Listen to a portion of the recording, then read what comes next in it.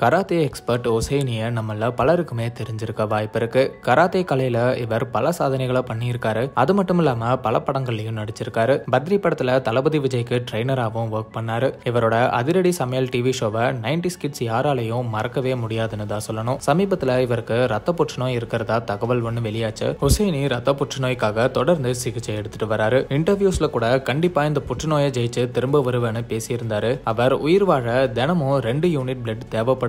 Blood பிளேட்லெட்ஸோட எண்ணிக்கையும் குறைஞ்சிட்டே வரதாகவும் சொல்லியிருந்தாரு. மேலும் என்னோட மருத்துவ செலவுக்காக நான் யார்கிட்டையும் கையேந்த மாட்டேன். என்னோட சொத்துக்களை வித்து அந்த காசுல தான் எல்லா செலவையும் பண்ணுவேன்னு வைராக்கியமாகவும் சொல்லியிருக்காரு. அவர் கராத்தே சொல்லி கொடுத்த இடத்த இப்போ 11 கோடிக்கு விற்க முடிவெடுத்திருக்காரு. ஆனா வேற யாராவது அந்த ப்ராப்பர்ட்டியை வாங்கிட்டா கண்டிப்பா அந்த இடம் தரமட்டமாக்கப்பட்டு பிளாட்ஸ் கட்டிடுவாங்க. 36 வருஷமா பல கலைகளை சொல்லி கொடுத்த இந்த இடம் அப்படி ஆகிடக்கூடாது. அதனால என்கிட்ட கராத்தே பயிற்சி எடுத்த பவன் கல்யாண் இந்த இடத்த வாங்க முன்வரணும்னு வேண்டுகோள் வச்சிருக்காரு. மேலும் பத்ரி படத்துக்காக ட்ரைனிங் எடுத்துக்கிட்ட தளபதி விஜயும் நான் சாகிறதுக்கு முன்னாடி அவர் என்னை வந்து கடைசியா ஒரு முறை பார்க்கணும்னு ரொம்ப மனமுடைஞ்சு பேசியிருக்காரு. அது மட்டும் இல்லாம வில்வித்தைய தமிழ்நாடு முழுக்க பரப்ப தளபதி விஜய் அதை முன்னெடுக்க வேணும்னு பேசியிருக்காரு. பலருமே கண்டிப்பா தளபதி விஜய் உங்களை வந்து பாப்பாருன்னு சொல்லி அவருக்கு ஆறுதலையும் சொல்லிட்டு வராங்க. இந்த நிலையில ஹுசைனியோட சமீபத்திய சோசியல் மீடியா போஸ்ட்ல கோழைக்கு பலமுறை சாவு, ஆனா வீரனுக்கு ஒரே முறை தான் சாவு. யாரும் நான் இறந்துட்டா வருத்தப்பட வேண்டாம். நான் ரொம்ப நல்லா கொண்டாட்டமா வாழ்ந்துட்டேன். என்னோட சாவும் கொண்டாட்டமா இருக்கணும். யாராவது என்ன மிஸ் பண்ணா என்னோட சோசியல் மீடியா போஸ்ட் எல்லாம் பாருங்க.